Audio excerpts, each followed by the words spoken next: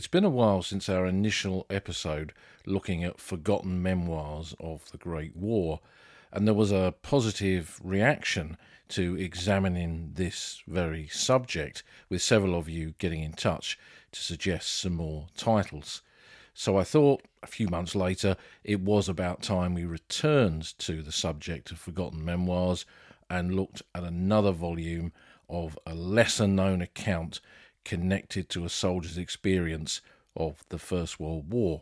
Memoirs are an important part of our understanding of the layers of the Great War, especially in an era when all of the veterans are gone, and the memoirs themselves are all part of the importance of understanding personal testimony, something we discussed recently in some episodes on oral history. The book for this episode, looking at forgotten memoirs, is The Years of Remembrance by Harold Maybury, and it was published in Warrington in 1924 by a small publisher connected to the local newspaper. It was a book that I'd never heard of until a book list of Tom Donovan's, one of my favourite second-hand military book dealers. He put a list out some months ago, and I saw this memoir on there, and what drew me to it was that it was an account written by a soldier who had served in the 2nd 4th Battalion of the South Lancashire Regiment. Now that's probably a little-known battalion of the Great War. Why was I interested in that? Well, one of the veterans that I knew, James Leslie Lovegrove, Smiler Lovegrove, had served as an officer in this battalion, gone out with them in 1917 and served until he was wounded in the fighting on the Hindenburg Line the following year.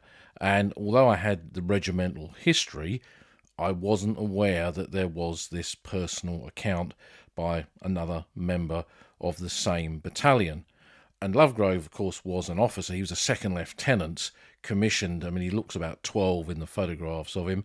And I have his account of his service, which I am going to use for a future podcast.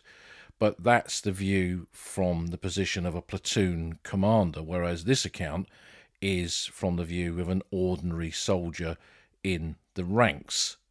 So who was the author? Who was Harold Maybury? He was born in Warrington in 1889, from what I can find out. There's no kind of online biography of him. This is where I've put together information from the different sources to kind of find out a little bit more about the man behind this memoir. And by the time of the 1911 census, he was living at 55 Lovely Lane, Warrington, and was an advertising clerk to a soap manufacturer there, possibly the Crossfield Company or the Lever Brothers, who made the famous Sunlight soap. And you see a lot of adverts for that soap in wartime publications. He appears to have been an aspiring journalist as well as working as an advertising clerk, as some of the articles he wrote at the very beginning of the First World War appeared in that Warrington local paper, The Examiner, in 1914, and they later published the book itself. But he didn't volunteer straight away. He was not one of those that responded to that early call for volunteers. And who knows why? I mean, not everybody did. Some that were in good, safe jobs, bringing in money, perhaps his parents depended on that money. Not everyone stepped forward straight away. And what he ends up doing is joining the Derby scheme in December of 1915. And the Lord Derby scheme was brought in during that winter of 1915-16 as the introduction of conscription was just round the corner, and this was essentially your last chance to volunteer before conscription, and there would be some advantages in doing that. You could choose which regiment you went to, you could defer your entry into the army for a short while, and they would give you a armband which you could wear on your civilian clothes so that no one came up to you in the street and suggested that you weren't doing your bit. You'd registered for military service, although you weren't necessarily going in straight away. So he does that, and after whatever amount of period that he had between signing up for it and actually going into his unit, he joined the 2nd 4th South Lancs sometime in that either winter of 1915-16 or more likely early 1916, when they were based at Ashford, close to where I now live. And they'd been at Canterbury prior to that, and then they went off for further training elsewhere. Now, he didn't get to France as was common with the rest of his battalion, until February 1917, because the 2nd 4th South Lancs were part of a wider formation, the 57th Division, which we'll come to later on, that was held back on home service, as was a number of divisions, and not sent overseas until that late stage of the First World War. We kind of forget this, really, that not every division went over in the early phase of the war. Quite a few were held back until 1917, and his battalion was one of those units that suffered this fate. And then he serves on the Western Front. We're going to look at his war service through his memoirs. The records indicate that he was injured on active service, potentially wounded, and was discharged from the army in January 1919 with a silver war badge, aged 30. So he wasn't a youngster. He wasn't a young lad doing his bit from the very beginning. And later on, from what I can discover, he worked on the railways in Runcorn and at the Warrington Examiner's office. He seems to have done a bit more journalism in that interwar period. He married Jessie, his sweetheart, in 1921, and he died on the 29th of May 1943, still relatively young, perhaps because of his wounds in the Great War. There's no obituary for him, and I can't discover what his cause of death was. So there's still a lot we don't know about Harold Maybury. But what I did find is that there is a photograph of his grave on the internet. He's buried in Warrington, and it has the title of the book actually on his headstone. It says Years of Remembrance underneath his name, a nice kind of nod to the memoir itself. So what does this book then tell us about his war, through his words, through his eyes, and what insights does it give to the wider subject of the Great War? That's what we'll look at next.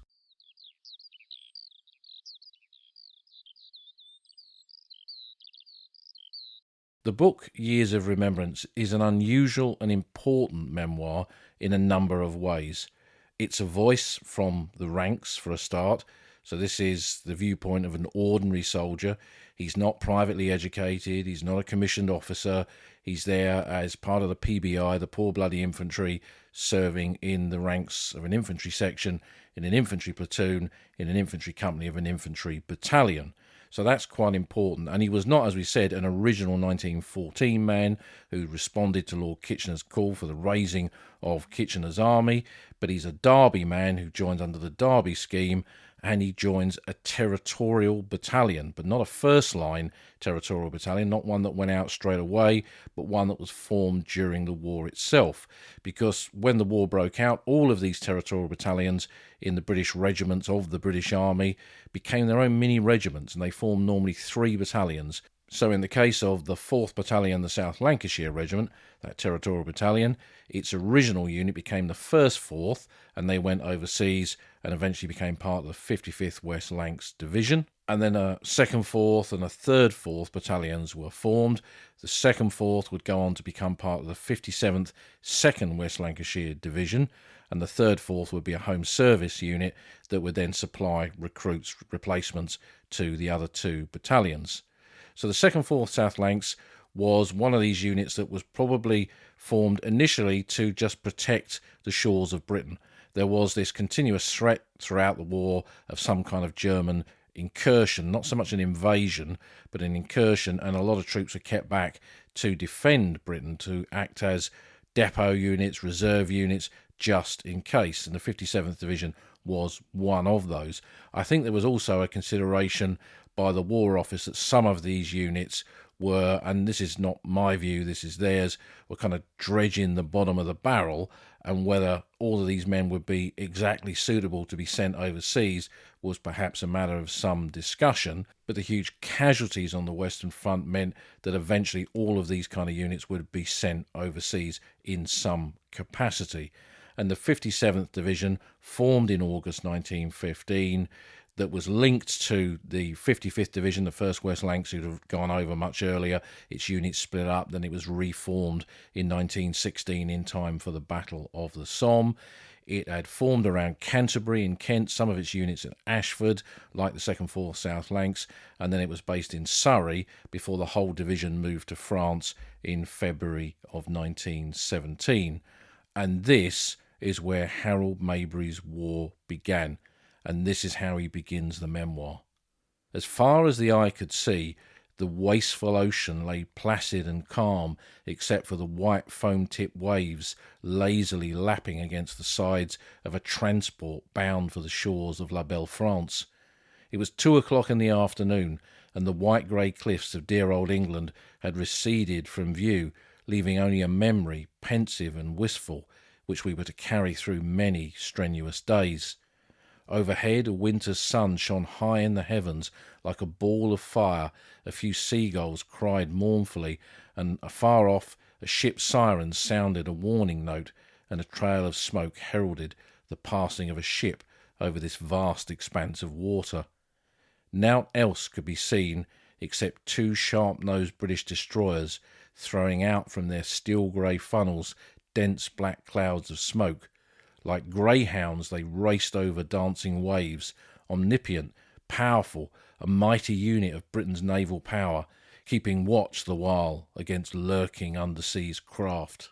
So we can see straight away that the author he's not Wilfred Owen, he's not Siegfried Sassoon, but equally this is not a straightforward account where he says, I did this, I did that.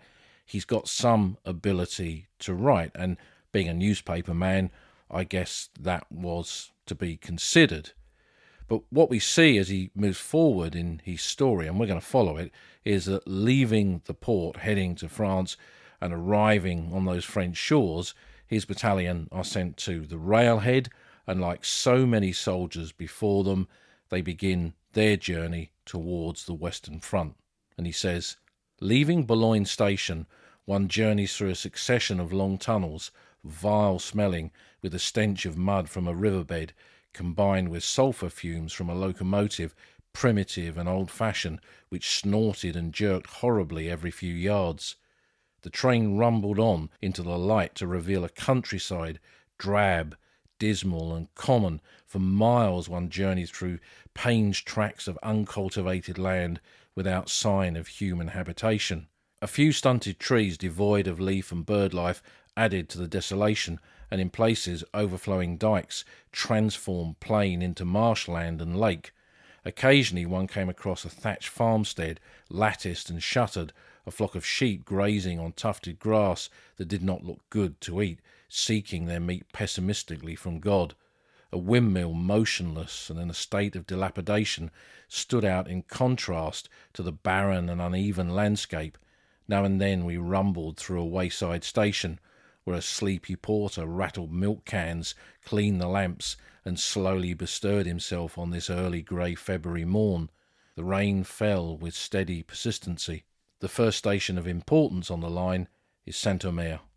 So Harold's train journey took him and the lads from his battalion into the heart of northern France, close to the battlefield area, towards that long static front sandwiched between Flanders and the area close to Lens, Lens and Arras, the so-called Forgotten Front. And this was a part of the line that had seen fighting in the early stage of the Great War, had settled down to static trench warfare, had seen offensive after offensive in 1915, but by early 1917 it was a quiet sector. It had been used as a nursery sector in the earlier stage of the fighting on the Western Front to bring in new units to kind of inculcate them into trench warfare, and that was exactly what was about to befall the fate of these men in the 57th Division who were being sent into that so-called quiet sector to do exactly the same thing, learn what trench warfare was about, learn how to take over the trenches, to hold the trenches, be relieved in the trenches, and all the other things that was required for a unit on the front line on a shooting war that the Western Front had become by 1917. And here Maybury and his comrades of the 2nd 4th South Lancs arrive at Sailly-sur-la-Lys, located in the flat terrain around the Lys River itself and behind the lines in that northern part of the front of northern France. And this is what he says about arriving in that area. A few yards from the river stands Sailly Church, a magnificent pile with square tower pierced by loopholes and battlements resembling some ancient fortress of a bygone age. Part of the masonry is shell-ridden, its clock face is smashed beyond repair, and a great hole lays bare its interior. Instead of a place of worship, it is now a Red Cross hospital, albeit in earlier stages of the war it was used as a place of internment for German prisoners prior to them being sent to camps further inland. Day was dying in the west. There was a touch of frost in the air, and the white silent snow glistened like a myriad jewel. A French poilu, erect and stately, stood at his post guarding the bridge, his bayonet reflecting the blood-red rays of a sun sunk low down on the horizon. Gradually, the men of the 2nd 4th South Lancs realised that they were now at the war. This was the reality of them having enlisted all those years before, and now finally, in early 1917, coming to France. And he continues, "For 2 years this Lancastrian regiment had been trained to the highest pitch. It was efficient, and now it was to achieve its objective, the holding of a little strip of land on the Western Front. When we had marched through the woodlands and dells of dear old Kent and Surrey, many of us pictured in mind's eye the days through which we were to pass, of what that goal which we so much desired would be like, and how our first moments under fire would leave us. In those far-off days it seemed as if a long, long trail lay in front, the end veiled in a mist through which one could not penetrate, as if a cloud obscured the sun, which we knew must eventually pass away. We wanted to make good. We wanted those 2 years to bear fruit in glorious achievements. We had been sowers, and now it was harvest time, and God knows we realised that there was a reaper stalking ahead, had been stalking a lot more than 2 years in this land, now soaked with blood. But I know we were unafraid. We left Saley regretfully, for it was a place one might abide in for a lifetime and still be interested in." Heading towards the front line, Maybury and his battalion moved into the forward positions on this part of the forgotten front, a flat part of the front where a lot of the trenches were breastworks rather than just trenches dug into the ground. And he goes on to describe where their part of the trenches fitted into the wider story.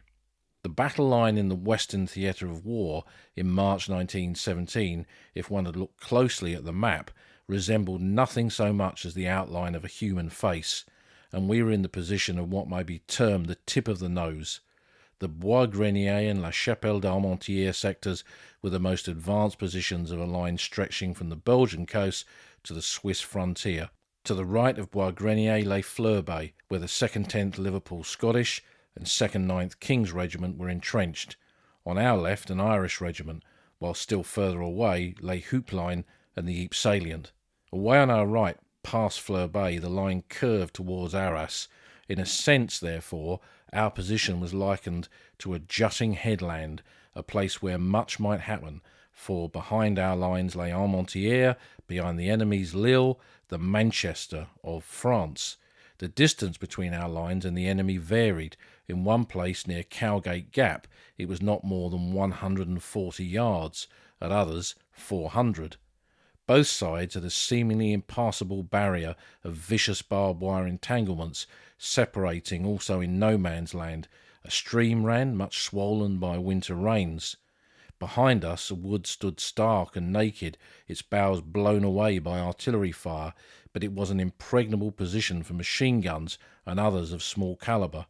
In 1914 the trenches we were now in had been the scene of great slaughter, for it was here that the remnants of the army of Mons made its great and glorious stand and succeeded in blocking the enemy's advance to the French capital.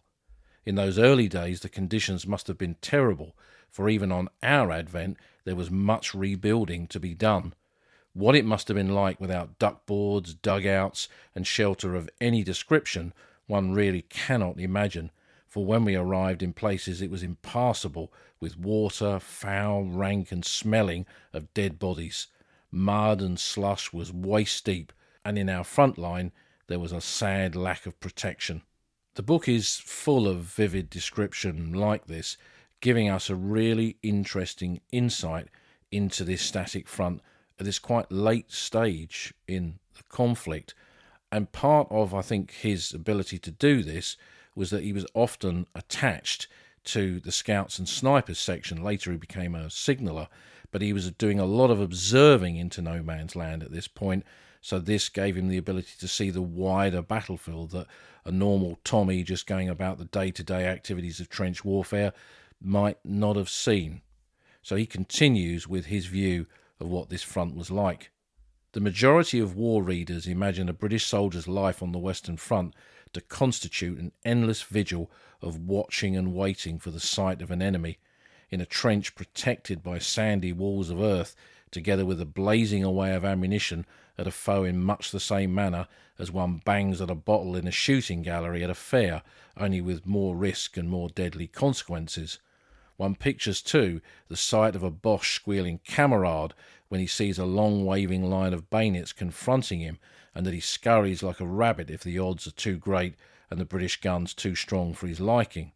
One thinks also of men embraced in deadly combat, the air full of smoke, nostrils and throat choked full of gunpowder, the sound of men's voices in the throes of death, and the fierce cries of swift charging infantry. On paper it reads vivid and full of excitement, so graphic in description that one weaves phantom pictures, at the same time possibly wishing one could be an eyewitness. The painting of battles fought in bygone ages have, to a certain extent, given one these impressions, but in this great European war the effect is not nearly so picturesque, albeit every moment there are acts of heroism and bravery performed. I have known men grown weary and tired of trench warfare, not because of their lack of patriotism or of their conditions, but because of the deadly monotony day after day without coming to grips with the adversary.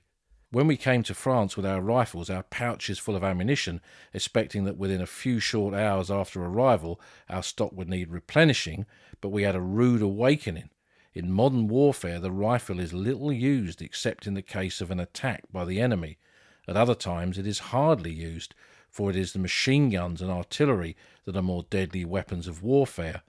The frontline trenches are usually only occupied by the infantry at night, or rather from sundown to sunrise, although the intervening period is by no means a sinecure.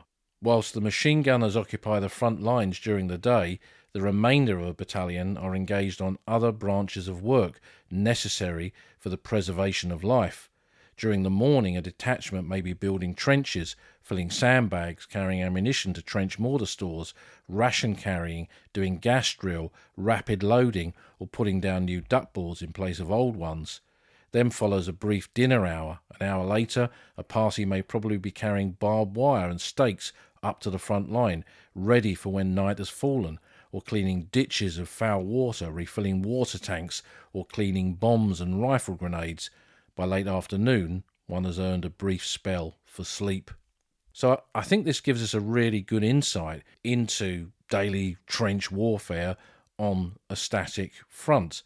And again, important because it's giving that insight from the point of view of a man who is doing the dirty work, not an officer coordinating it, but one who is actually emptying the toilets, sorting out the replacement of duckboards, carrying heavy material and wearing himself out day after day after day. And he goes on in a position near Bois Grenier to note, "For 2 months or more I never saw a German soldier. In spite of my being in a sniper's loophole and stationed at an advanced observation post, only once did I see a man's reflection through a periscope, which at long range is by no means an easy task. No man's land throughout the day is as lonely and desolate as the desert wilds, the only life existing thereon being the birds who build their nests amongst the shattered boughs of the trees, and the bullfrogs who croak dismally in the marsh and stream separating the lines. Rows and rows of entanglements stretch across the waste, forming a seemingly impassable barrier." The horror is something that rapidly becomes apparent to Maybury and his comrades on a front that has been static for so long, and he sees the reminders of that. A huge grey rat sniffing and purring a yard or so away, one of a vast army who live in companionship with those who, like rodents, pass their days in burrows beneath the earth. The battlefields of France is Elysium for King Rat. He seeks not his food or means of sustenance, for the reaper provides his store in full measure. By that I mean the bodies of men who once used to inhabit the earth. It isn't pleasant to think of it, but it is one of the cruelties, one of the penalties of war. One other interesting element of his account is when he witnesses the Battle of Messines from a distance. He's holding the front, southeast of Armentières, basically. Flanders is just across the border. Messines is probably not even 20 miles away. And the front of Messines, which has been tunnelled into, and the vast mines placed there, and the battle about to begin, men in positions to the south could both see and hear what happened at Messines in June of 1917. And this is his account of doing just that. Over Erquingham, the sausage-shaped observation balloons were ascending in the twilight, and in the clouds somewhere I could hear the dull drone of aeroplanes travelling in a northeasterly direction. It was nothing out of the ordinary. At 7 minutes past 3, with startling suddenness, the gates of hell were thrown open, and a volume of sound such as I have never heard before filled the sweetness of the morning air. With each blast, the fire bay where I stood rocked and swayed like a ship at sea. I gazed along the line and knew that somewhere not far from Armentières a fierce battle was raging. Away in the distance, towering to immense heights, giant clouds of smoke wreathed in grotesque form. I could faintly hear machine guns spitting and the tinkle of gas gongs. Each moment the sky was splashed with crimson fire, combined with dots of blue, green and red, which bespoke of SOS signals, and the bursting of high explosives in continuous roar caused wafts of air gently to touch the face and speed on, elusive, like a will-o'-the-wisp. I knew, even as the sun would rise, that this was the Great British Attack. Having held the line on a part of the front where no major fighting was taking place, finally in November 1917, 9 months after their arrival in France, the 57th Division and the 2nd Force South Lancs with them moved up to the Ypres salient to take part in the closing phase of the Third Battle of Ypres. Maybury recalled, "The month of November dawned cheerlessly. It was bitterly cold with incessant rain, and this sea of mud called Flanders stretched desolate and foreboding. Everywhere spoke of death, of filth, of baseness, of those things that are not of this beauteous earth, a place that seemed as if God had never abided there. Of things living, real, pleasurable, there were none. No song of birds, no beauteous nature, only the stark ridge that hid its gruesome sights from the outer world in the waterlogged shell-holes abounding on all sides. The light of the moon added to the weirdness of the surroundings, filling one with a melancholy that was unexplainable. The coming of night filled one with dread. Men and guns were silhouetted in black relief to change to figures unreal as the red flash of the guns played on them for an instant of time. Here there was nothing but shell-holes, filled with dank, evil-smelling water, infested with tribes of rodents and traces of gas. To occupy our positions at Langemarck, we had to traverse from the ridge 5 miles of single duckboard track, treacherous with recent slush and rain, where a false step meant death by drowning or suffocation in the cruel, clutching mud that clings like an octopus and never gives up its victims. In the months that had gone, we had witnessed few gruesome sights that really sickened or were nauseous, but in this skeleton that once was the village of Langemarck, we saw all the horrors of ghastly warfare. In a dip beside the broken road, battered tanks, monsters of twisted iron and steel, reared up and exposed their mangled vitals, while scattered about lay human bodies, stark and naked, that told their own tale. Broken wheels of limbers and guns obstructed one's path, which oft-times the sight of horses and mules, still, inert, lifeless, in some cases headless or devoid of limbs, the sight reminding one of a sidelight of the war little thought of by mankind. Nearer the line, even more ghastly sights showed themselves. This portion of the Ypres front was hell itself. The fighting here in that closing stage of the Third Battle of Ypres was coming to an end, and units of the 57th Division, like the 2nd 4th Lancs, were lucky in that respect, as they were never required to go over the top in an attack during the Third Battle of Ypres, during that Battle of Passchendaele, as it's often called, and didn't have to go and fight a battle in that mud, in those conditions that he so graphically describes there around Langemarck. They held the line once more, held the line in this case on the northeastern part of the Ypres salient, facing the Houthulst forest, and they were there for the next few months in that mass of shell craters on a desolate landscape. And while they lost men to the conditions and the day-to-day activities of holding the line with shell fire, machine guns, trench mortars and everything else, the battalion was being whittled away by these casualties rather than being wiped out in one big attack. And after a stint again in northern France, where they met Portuguese forces for the very first time, the Germans had now broken through on the Somme front to the south. This was March 1918, and the 2nd 4th South Lancs and the 57th Division became one of the formations that was then sent south to hold the line there. So they move out of the Ypres salient after having not had to take part in the Third Battle of Ypres. They arrive back in northern France to be relieved by the Portuguese and then proceed south to the Somme, and just as they do so, literally a week or so later, the Germans attack on the 9th of April 1918, and the ground where they've just come from is overrun and the Portuguese suffer heavy losses. So again, they are quite a lucky division in terms of how they're moved about and moved out just as a critical moment comes along.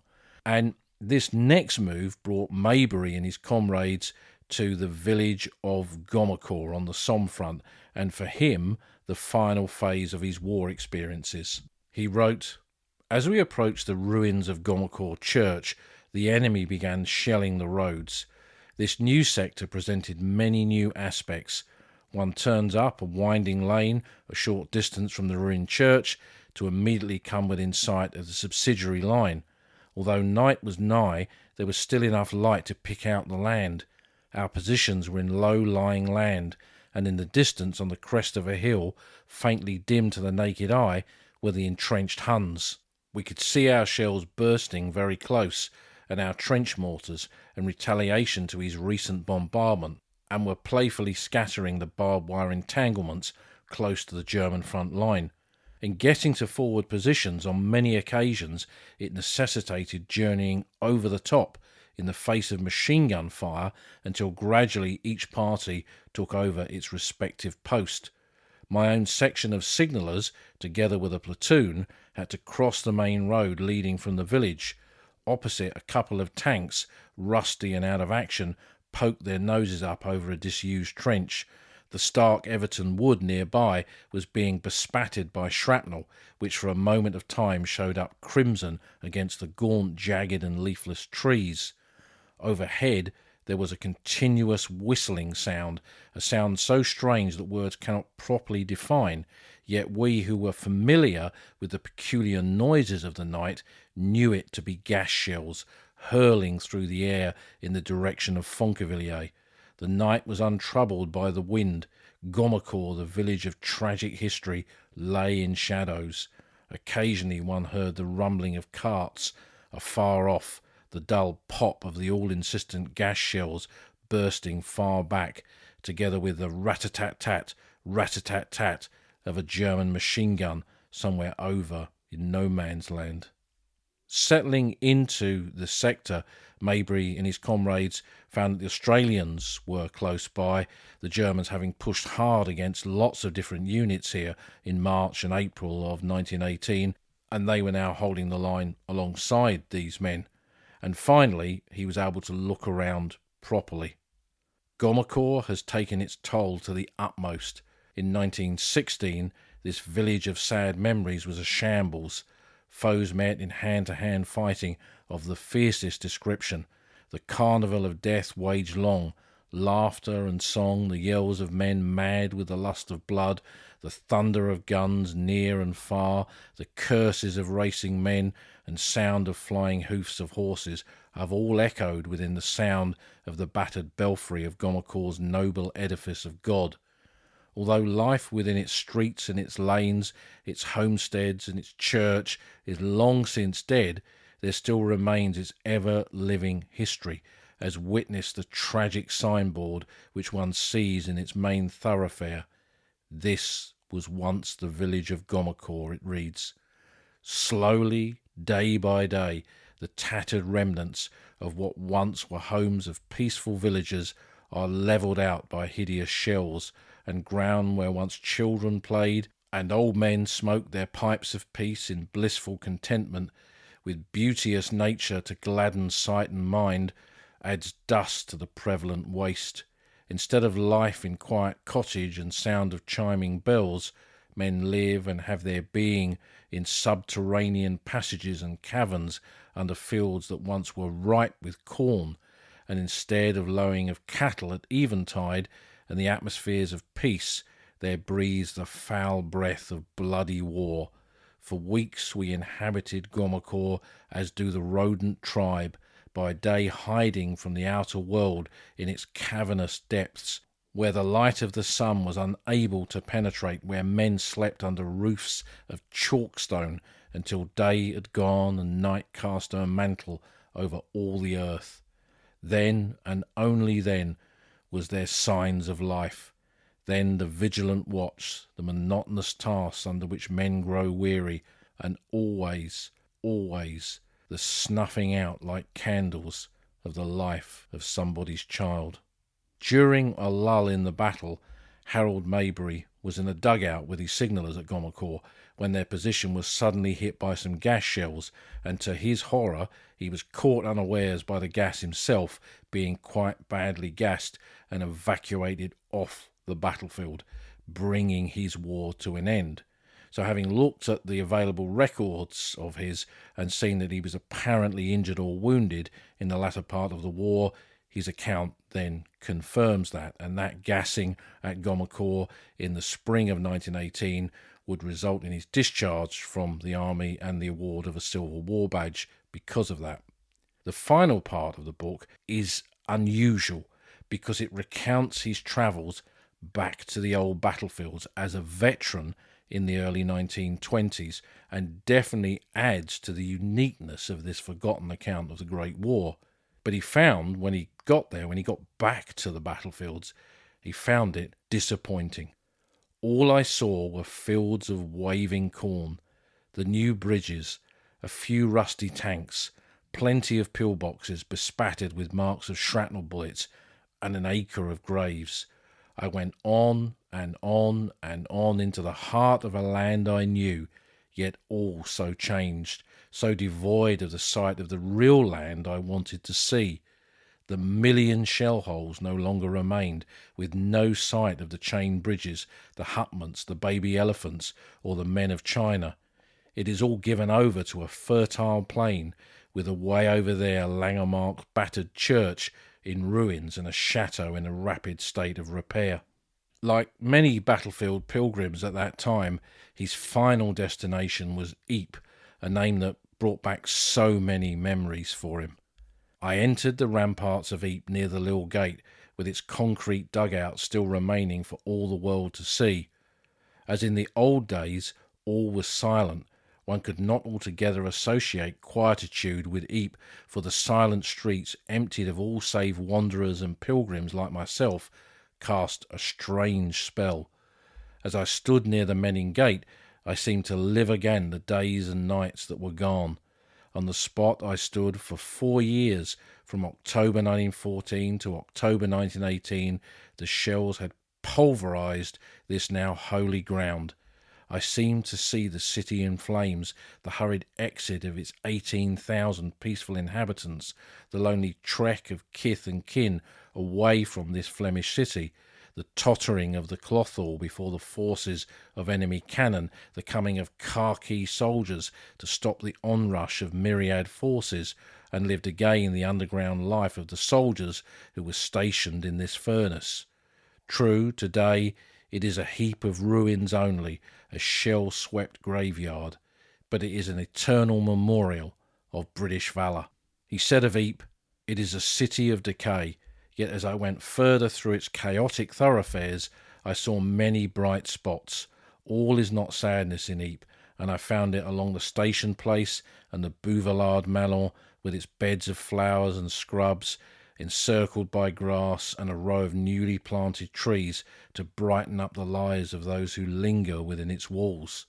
I saw the tragic ruins of the cathedral and walked amongst the stones of the historic belfry bestrewing the street, and with it came the thoughts of how once it reared its proud head in the old days of old-time prosperity and wealth, seeming to share the bustle of life in bygone centuries when the peasants and their carts halted within the squares of Ypres, and it was a marketplace of this low-lying country." For Harold Maybury, the visit was a moving one, not just limited to Flanders, as he went on to explore other areas where he'd served too. On those battlefields being gradually reclaimed, he found some peace, I think, reflecting on what his war experiences meant to him, and perhaps standing there on that holy ground, as he calls it, perhaps that was what prompted him to publish his memoirs just a few years later. He said, "The star of hope still hangs over Sailly-sur-la-Lys, and the earth that once was no man's land, and over Nieppe and the rolling downs, the twinkling lights of cottages show their signs of habitation. The birds have built their nests in the once stark Everton wood at Gommecourt. The long trek of aged peasants under shell fire from hamlet to village farther off is at an end, and old men smoke their pipes of peace in fields once soaked with blood. How soon, therefore, do we forget the mirrors of the past? Back in the sober world we come again to toil and grind, each man to his task and to his own thoughts. In our home towns there's the lights of home, the laughter of children, the ease, the comforts we once longed for.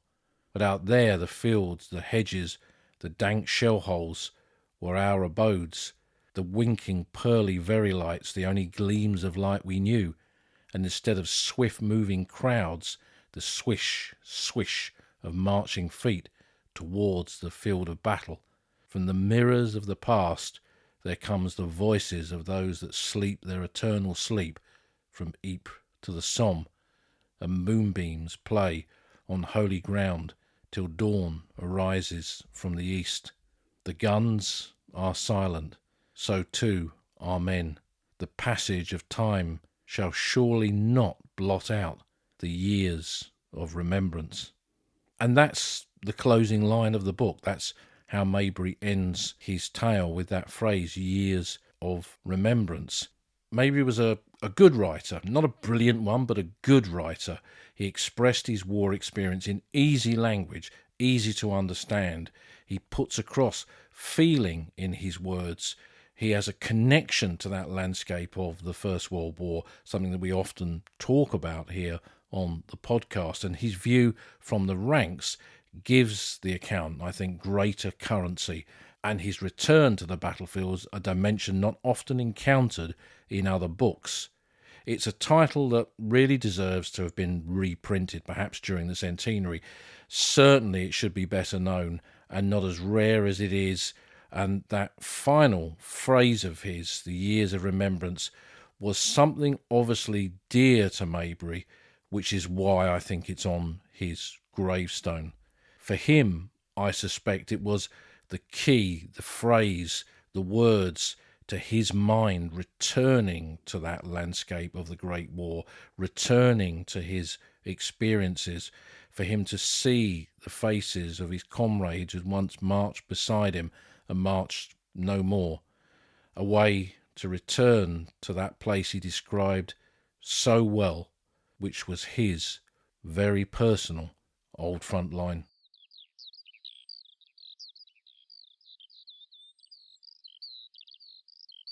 You've been listening to an episode of The Old Front Line with me, military historian Paul Reed. You can follow me on Twitter at Somcor. You can follow the podcast at Old Frontline Pod. Check out the website at oldfrontline.co.uk, where you'll find lots of podcast extras and photographs and links to books that are mentioned in the podcast. And if you feel like supporting us, you can go to our Patreon page, patreon.com/oldfrontline, or support us on Buy Me a Coffee at buymeacoffee.com/oldfrontline. Links to all of these are on our website. Thanks for listening, and we'll see you again soon.